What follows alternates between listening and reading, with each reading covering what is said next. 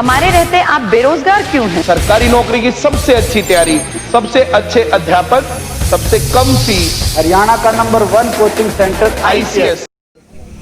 और किसान संगठन रेगुलरली इस पे चर्चा कर रहे हैं और उम्मीद करते हैं कि आने वाले घंटों में, दिनों में ये विषय सुलझेगा। प्रदेश सरकार की ओर से मैंने पहले दिन भी कहा था कि जब तक हम गवर्नमेंट में हैं, किसान के एक एक दाने की MSP हम इंश्योर करने का काम करेंगे। हरियाणा के विपक्षी दलों के नेता चाहे रणदीप सुरजेवाला है, भूपेंद्र हुड्डा है, शैलजा है, वो ये कह रहे हैं कि कुर्सी प्यारी है दुष्यंत चौटाला को या किसान प्यारा है, ये स्पष्ट करें, क्योंकि गठबंधन के भरोसे सरकार चल रही है।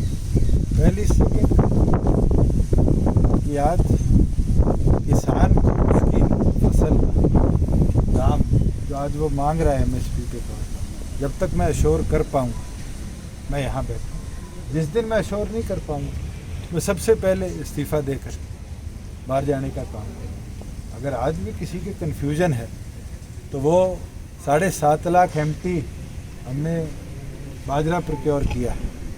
सर्वे हुआ है 55,000 MT और बाजरा किसानों के पास अभी अलग अलग ज़िलों से DCs ने लिखित में हमें भेजा है। उसको भी हमने कल क्लियरेंस दे दी कि हम प्रोक्योर करेंगे जी। आज इतिहास के अंदर इतनी बड़ी मात्रा में कभी बाजरे की प्रोक्योरमेंट नहीं हुई। स्टेट की बाजरे की कंजम्पशन 75,000 MT, फिर भी हमारी एजेंसीज ने चाहे बाजरा हो, नरमा हो, दाल हो, मक्का हो, मूंगफली हो, चावल को छोड़ के ये सारी चीज़ें भी प्रोक्योर करने का काम किया है। और आगे भी जो हमारी अब फसलें आएंगी इसमें सरसों और वीट तो बड़े स्केल पे प्रोक्योर होती है, मगर छोटे स्केल पे जो फार्मिंग करी जाती है उन फसलों को भी हम प्रायोरिटी पे परचेज करेंगे। विपक्षी नेताओं को क्या कहेंगे सर, जो लगातार आपको लेकर बयानबाजी कर रहे हैं? या इसका मतलब तो उन सबको चिंता सबसे ज़्यादा मेरी है। और मैं ये चीज़ पहले दिन से कह चुका हूँ कि अगर मैं MSP दिलवा सकता हूँ, फार्मर को अश्योर कर सकता हूँ, तभी मैं यहाँ हूँ। चौधरी देवीलाल जी ये कहा करते थे, किसान की बात सरकार तभी सुनती है जब किसान की हिस्सेदारी सरकार में।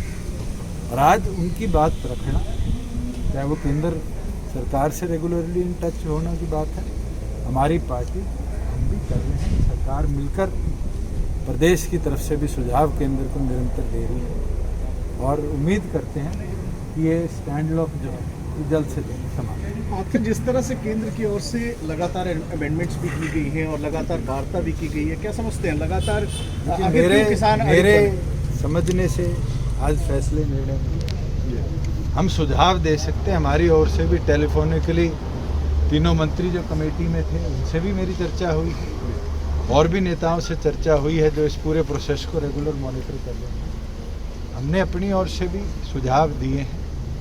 फार्मिंग यूनियंस के जो लोग बैठे हैं उनने भी अपनी ओर से सुझाव दिए हैं।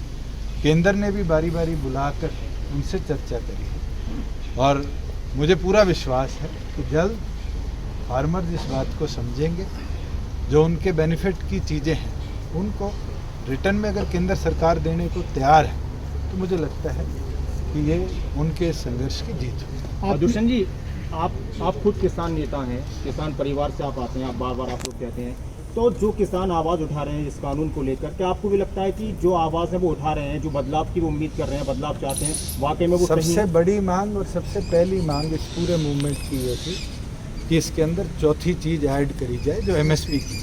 प्रदेश में हमने इसको अश्योर किया, राजस्थान में तो अश्योर नहीं हुआ।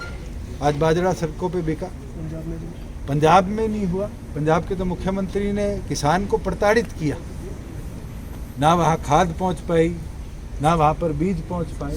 आज पंजाब का किसान इसलिए भी एग्रेसिव है कि पंजाब की सरकार ने प्लान्ड तरीके से जो सोइंग सीज़न था, प्रोक्योरमेंट सीज़न था, इसके अंदर फार्मर को प्रताड़ित किया। हरियाणा के अंदर तो हमने वो व्यवस्था बनाई और बेहतरीन तरीके से बनाई। आगे भी आप देखेंगे गेहूं की जब खरीद होगी तो और बेहतर तरीके से उसको हम करेंगे। MSP की जहां बात थी, मुझे लगता है डॉक्टर अजय सिंह चौटाला जी ने सबसे पहले इस पूरी मूवमेंट के अंदर ये कहा था कि केंद्र उसको अश्योर करे, और केंद्र ने, बड़ी खुशी की बात है कि कल रिटर्न में दिया है। और मैं उम्मीद करता हूँ कि जो फार्मर यूनियंस के लीडर्स हैं वो